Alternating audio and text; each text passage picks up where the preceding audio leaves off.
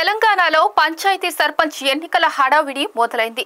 రాష్ట్రంలో డిసెంబర్ 11న తొలి విడత పోలింగ్ జరగనుండగా ఉదయం 7 గంటల నుంచి మధ్యాహ్నం 1 గంట వరకు ఓటింగ్ కొనసాగనుంది.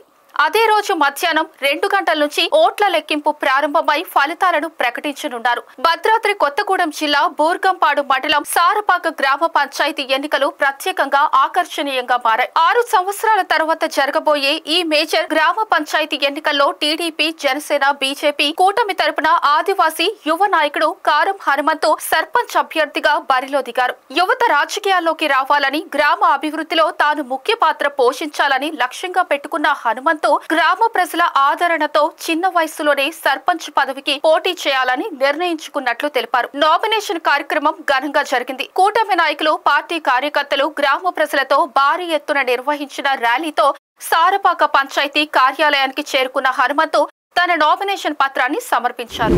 గ్రామ ప్రజలందరికీ నా నమస్కారాలు. సారపాక మేజర్ గ్రామ పంచాయతీ సర్పంచ్ అభ్యర్థిగా జనసేన, బీజేపీ, టీడీపీ కూటమి అభ్యర్థిగా పోటీ చేస్తున్నాను. నేను స్థానిక అభ్యర్థి. గ్రామంలోని అన్ని సమస్యల మీద అవగాహన కలిగి ఉన్నాను. గ్రామంలోని యువతకు ఉపాధి కల్పించిన రోడ్లు, డ్రైనేజీలు వ్యవస్థను బాగు చేయడం, ప్రాథమిక ఆరోగ్య కేంద్రం ఏర్పాటు, అలానే ఐటీసీ నుండి రావాల్సిన సిఎస్ఆర్ ఫండ్ ని రాబట్టి గ్రామానికి అభివృద్ధి కృషి చేసి ఒక ఆదర్శ గ్రామాన్ని పంచాయతీగా తీర్చిదిద్దుతానని హామీ ఇస్తున్నాను. నన్ను మీ కుటుంబ సభ్యుడిగా ఆదరించి మీ అమూల్యమైన ఓటును వేసి అత్యధిక మెజార్టీతో గెలిపించగలరని ప్రార్థిస్తున్నాను. గత 40 సంవత్సరాలుగా మేజర్ గ్రామ పంచాయతీ అయినటువంటి సారపాక గ్రామం 50,000 జనాభా దాటినప్పటికీ ఇక్కడ కోట్ల రూపాయల సిఎస్ఆర్ నిధులు ఐటీసీ కంపెనీ నుంచి వస్తున్నప్పటికీ కూడా గ్రామంలో జరగాల్సినటువంటి అభివృద్ధి స్థాయిలో గ్రామాభివృద్ధి జరగలేదు. ఇప్పటికీ అనేక ఏరియాలలో రోడ్ల సమస్యలు, డ్రైనేజ్ సిస్టమ్స్, కనీసం ప్రాథమిక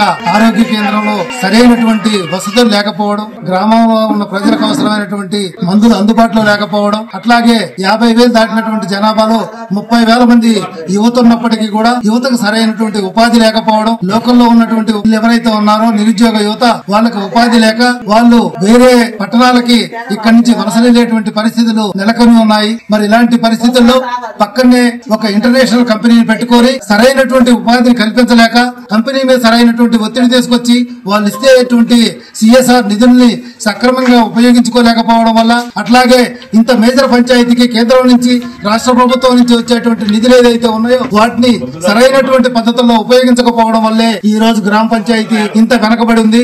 మరి ఈ సమస్యలన్నింటినీ కూడా మనం పరిష్కరించుకొని ఒక మోడల్ గ్రామ పంచాయతీగా మన సారపాకని మనం గాని చూడాలి అంటే మన యొక్క అభ్యర్థి అయినటువంటి కారం హనుమంతుని అత్యధిక మెజారిటీ తోటి గాని మనం గెలిపించుకున్నట్లయితే ఈ అన్ని సమస్యల్ని కూడా మనం పరిష్కరించుకొని రాబోయేటువంటి కాలంలో ఒక ఉన్నతమైనటువంటి, ఒక ఆదర్శవంతమైనటువంటి గ్రామ పంచాయతీగా సారపాకని మనం చూడొచ్చు అని చెప్పి తెలియజేస్తూ అందరికీ నమస్కారం. ఇప్పుడు పంచాయతీ ఎలక్షన్లు వచ్చినాయి కాబట్టి సారపాక మేజర్ గ్రామ పంచాయతీ అభ్యర్థిగా కారం హనుమంతుని మేమందరం బీజేపీ, జనసేన, టీడీపీ అందరం కలిసి కూటమి ద్వారా కారం హనుమంతుని సపోర్ట్ చేస్తున్నాం. అందువలన మీరందరూ సహకరించి కారం హనుమంతుకి ఆదివాసీ బిడ్డ కాబట్టి ప్రతి ఒక్కళ్ళు ఓటు వేసి అత్యధిక మెజార్టీతో గెలిపించాలని ప్రార్థన.